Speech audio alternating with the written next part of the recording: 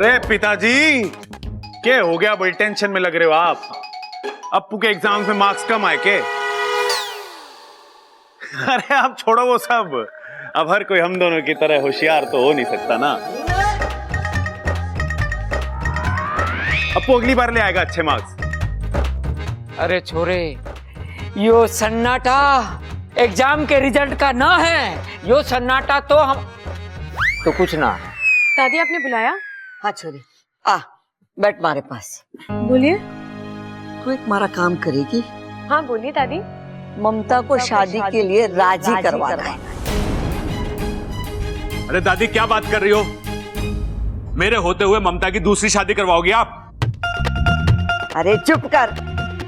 ममता की शादी किसी और के साथ ना हो रही है, थारे साथ ही हो रही है। अरे लेकिन दादी, जहां तक मुझे याद है इन दोनों की शादी तो हो चुकी है। ओए ओए ओए ओए ओए ओए ओए ओए ओए ओए ओए ओए, तुझे याद है? हम सब तो भूल गए। लाल किताब मंगवा दूं सबके लिए? एक साथ मंगाने में डिस्काउंट भी अच्छा मिलेगा। डिस्काउंट? डिस्काउंट मिलेगा हैं? 10%, 20%, 20%। अरे पिताजी सुन तो लीजिए। दादी कुछ कह रही है, सुन तो लो। देख छोरी, मैं ममता को अच्छी तरीके से जानू हूँ। वो बहुत ही जिद्दी छोरी है। एक बार उसने मन में ठान ली कि इस घर में ना रहेगी तो मतलब ना रहेगी। उसे इस घर में रोकने के लिए मैंने शादी वाली तरकीब सोची है। दादी तरकीब तो बहुत अच्छी है, लेकिन मेरा मतलब है, घर में आप सब बड़ों के होते हुए दीदी को मैं कैसे? ममता तेरी हर बात मानती है, तुझे ना कहेगी। लेकिन दादी। अब लेकिन कुछ नहीं। जब तक तू ममता से हाँ न कहलवा देती, तू इस घर के बाहर जावेगी नहीं। हे नागोमी देव, ये कैसा धर्म संकट है? मुझे नागमणि पहुंचाने जाना है और दादी ने मुझे यहाँ। ए छोरी, क्या सोच रही है? अब तू ही है जो प्रबल ममता की शादी बचा सकती है। बच्चा? अरे दादी, बच्चा ना भी होगा ना तो भी कोई टेंशन ना है। अपना अप्पू 10 बच्चों के बराबर है। अरे माँ, तू एक काम कर, ममता को जाने दे। वो इसके लिए सबसे बड़ी सजा होगी।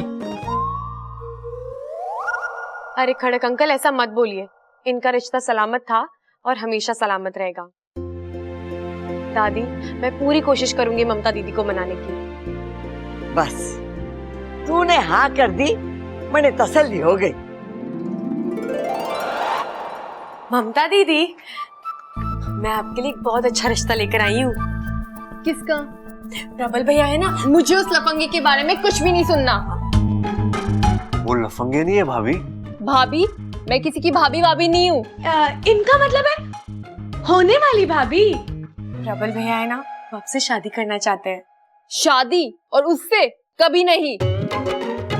क्यों ममता दीदी? प्रबल भैया बहुत अच्छे इंसान है, बहुत शरीफ है और औरतों की बहुत इज्जत भी करते हैं। वो मैंने देख लिया है। अरे दीदी, मैंने कहा ना, वो सब तो भूली बातें याद दिलाने के लिए किया। मेरा यकीन मानिए, वो प्यार आपसे बहुत करते हैं। मुझे कुछ नहीं सुनना। खड़े क्या हो? मदद करने आए हो ना? हाँ। तो कुछ बोलो ना। देखिए, आपके लिए प्रबल भैया से बढ़कर कोई हो ही नहीं सकता। आप चाहे तो परख के देख लीजिए। ठीक है, फिर मेरे कुछ सवालों के जवाब दीजिए। हाँ हाँ, बोलिए ना, बोलिए। कितने पढ़े लिखे हैं आपके भाई?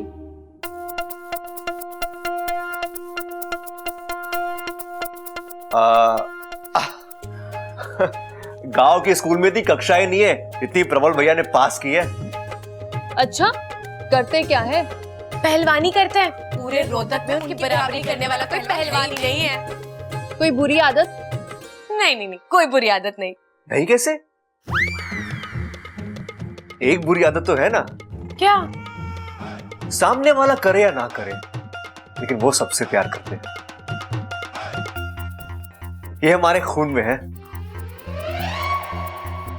काम के लिए वो करे। हाँ दीदी। कोई पसंद ना पसंद? क्या फर्क पड़ता है, एक बार शादी हो जाने दो, सब आपके पसंद से ही चलेगा। हाँ दीदी, लड़का बहुत अच्छा है, घर और घर के लोग वो भी बहुत अच्छे हैं, ना करने की कोई वजह ही नहीं है। वही तो मैं कह रहा हूँ। है ना दीदी? तो रिश्ता पक्का? नहीं, मुझे उससे शादी नहीं करनी। क्यों? लड़का अच्छा है पर भरोसे के लायक नहीं है। क्यों दीदी? आज ताऊ में आकर मेरे हाथ गोद दिए, शादी के बाद मेरा पूरा शरीर गोद देगा। मेरा फैसला अटल है, मुझे उससे शादी नहीं करनी।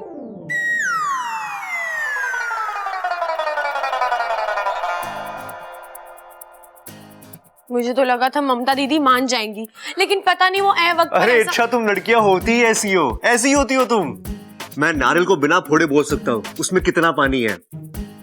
मैं भैंस को देखकर बोल सकता हूँ वो कितना दूध देगी।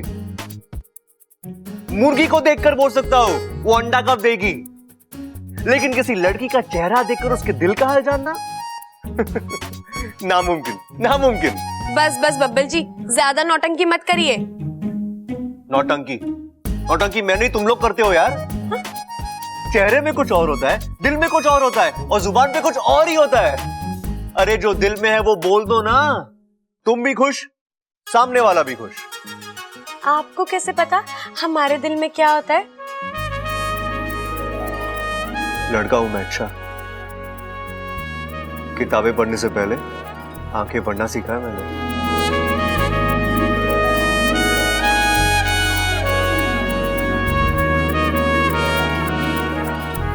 इतना क्यों शर्मा रही हो? ऐसा क्या बोल दिया मैंने? बब्बल जी मुझे जाना है, मुझे बहुत काम है।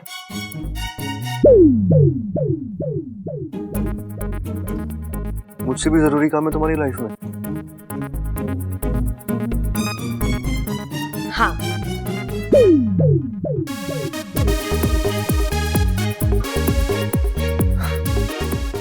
इच्छा तो मैं जितना छुपाना है छुपा, लेकिन तुम्हारी आंखें ना बहुत कुछ कह जाती है।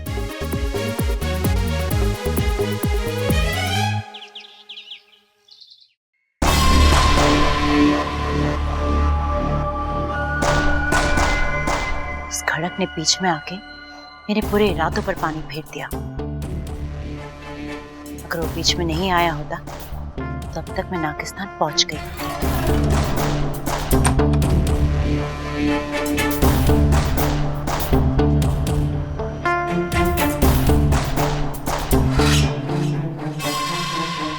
अब यहाँ ज्यादा देर रुकने में खतरा है।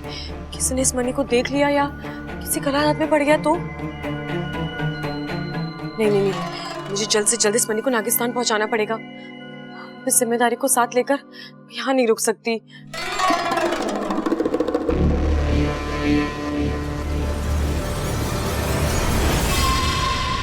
अरे वाह, आज तो मेरी किस्मत बुलंदी पर है। मन में मुराद आई नहीं की पूरी हो गई।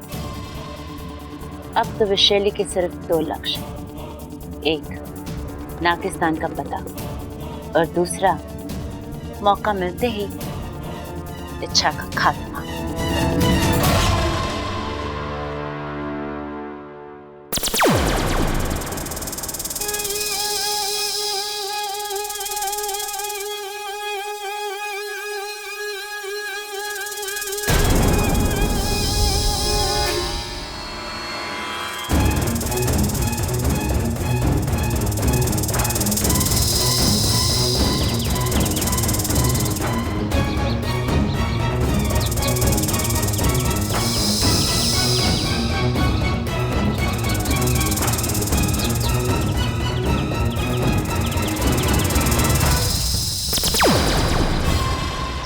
लगता है नागिस्तान यही कहीं आसपास। आगे बढ़ती रहो इच्छा, एक बार नागिस्तान का द्वार मेरे लिए खुल जाए, वहां अंदर पहुंच के मैं ऐसी तबाही मचाऊंगी तुम सबके होश उड़ा दूंगी।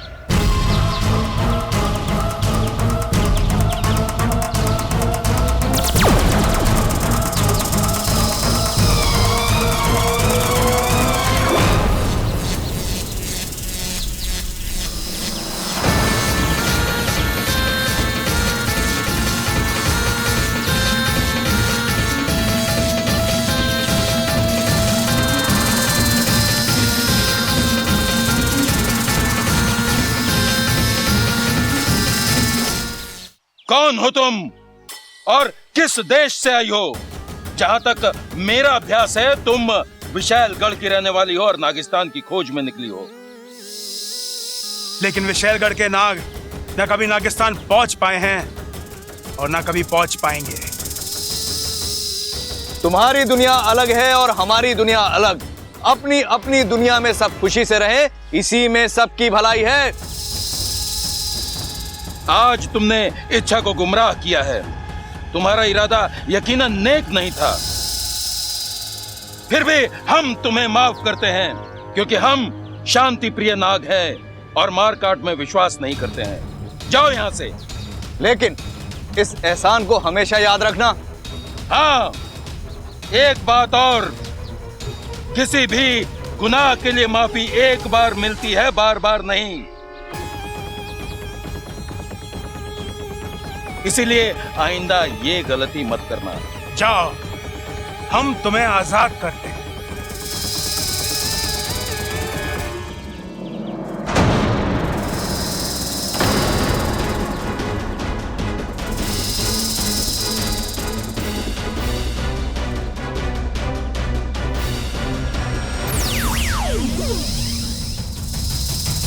मुखिया जी सावधान।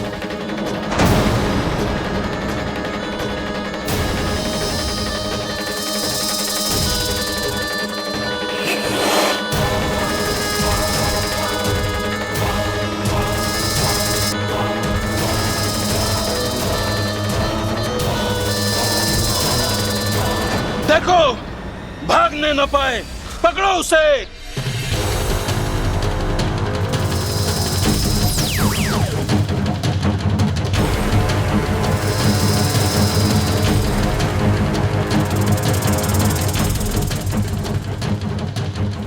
कहाँ गई वो? एक पल में गायब हो गई। जरूर उसने अपनी शक्ति का प्रयोग किया होगा। कहाँ गई वो? पता नहीं मुखिया जी, कहीं गायब हो गई। इच्छा बेटी तू ठीक तो है ना? जी। इच्छा, आज तुमने मेरी जान बचाकर जो मुझ पे एहसान किया है। मुखिया जी, आप कैसी बातें कर रहे हैं? नागिस्तान के हर संस्कार मैंने आपसे सीखे हैं। मैं आपकी बेटी जैसी हूँ और बेटी कभी अपने पिता पर एहसान नहीं करती।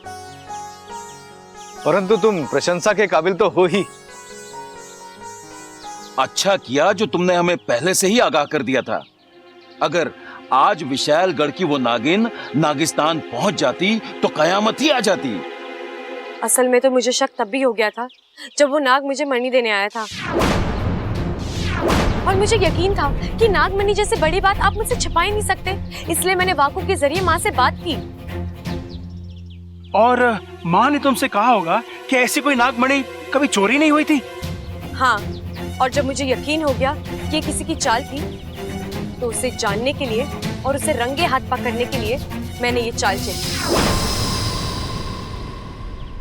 लेकिन आखिर में वो भाग ही गई।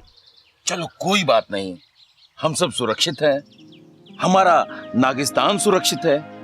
इससे अच्छी बात और क्या हो सकती है?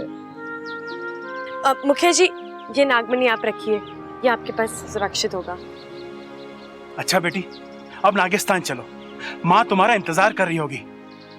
नहीं पिताजी, मुझे घर जाना है, वहाँ सब मेरा इंतजार कर रहे होंगे। और वैसे भी वहाँ अखाड़े में हर रोज नए बखेड़े होते रहते हैं। चलती हूँ। अच्छा बेटा।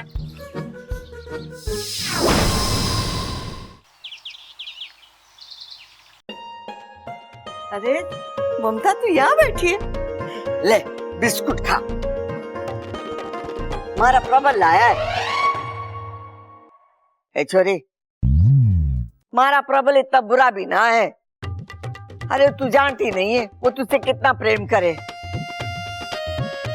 एक बार तू उसके साथ शादी कर ले। दादी जी, शादी करना ड्रेस की ट्रायल लेने जैसा नहीं है। एक बार पहन लिया, पसंद नहीं आया तो उतार दिया। एक बार शादी कर ली तो जिंदगी भर साथ निभाना पड़ता है। अरे छोरी, तुम्हारा प्रबल भी निभाएगा ना। लेकिन दादी जी, मुझे उससे शादी नहीं करनी। एक नंबर का वाहियात इंसान है। नमस्ते दादी। नमस्ते ममता। ये क्या छोरा? दादी मंदिर जा रहा हूँ। बेचारा भगवान। हैं? क्या बोली दादी? ना कुछ नहीं। के दिन आ गए हमारे छोरे के, अखाड़ा छोड़ के मंदिर के चक्कर काटने पड़ रहे हैं। टक्कर ना है दादी मेरी किसी से भी। मैं तो बस भगवान से कुछ सवाल पूछने जा रहा हूँ। अरे भाई, अगर ऐसा है ना तो मुझे आप अपने साथ ले जाओ। देखो, आप सुनते हो थोड़ा ऊंचा, भगवान आपके सवालों के जवाब देगा। आपको सुनाई ना दिए तो? भगवान बोल के जवाब ना देते हैं तो क्या लिख के देते हैं दादी?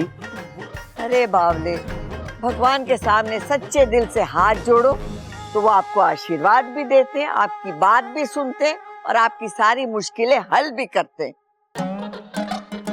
जा छोरा, तू मंदिर जा। दादी अकेले जाऊं के?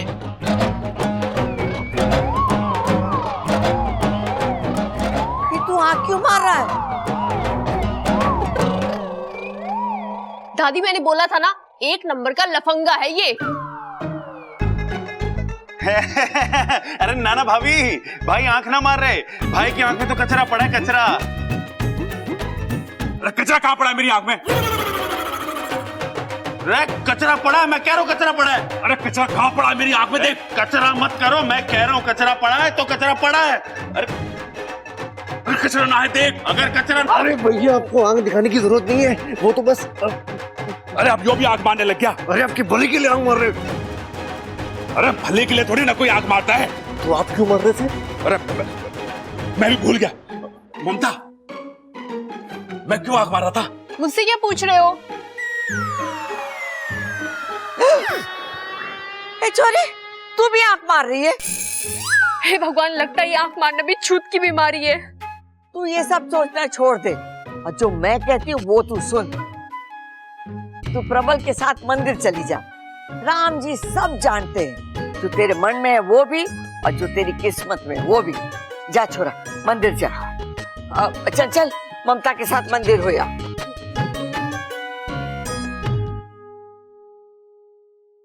अरे वाह, अच्छा किया जो इन्हें भेज दिया, अब सब ठीक हो जाएगा।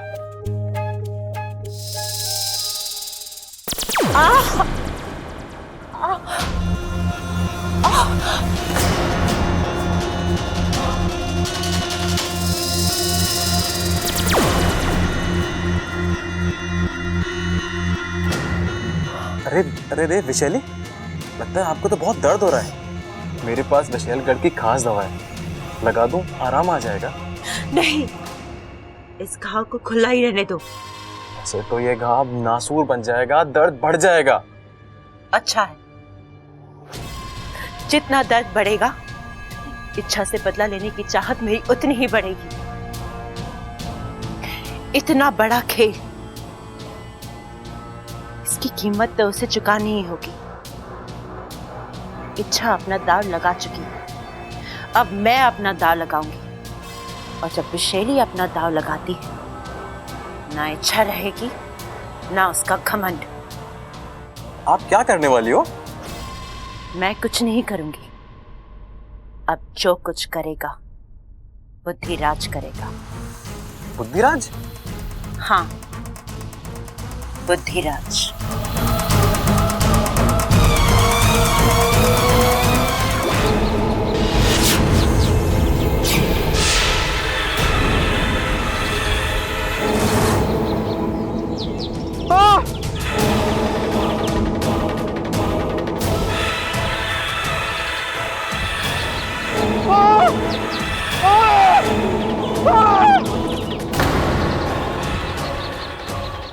इंसान अपने पैरों से कम और अपने दिमाग से ज्यादा चलता है, और इंसान के उसी दिमाग पर राज करता है ये बुद्धिराज।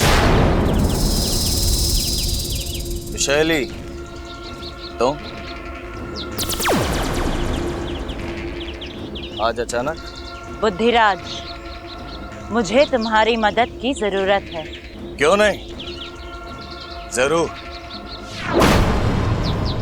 क्योंकि जो हार जाए वो बुद्धिराज नहीं।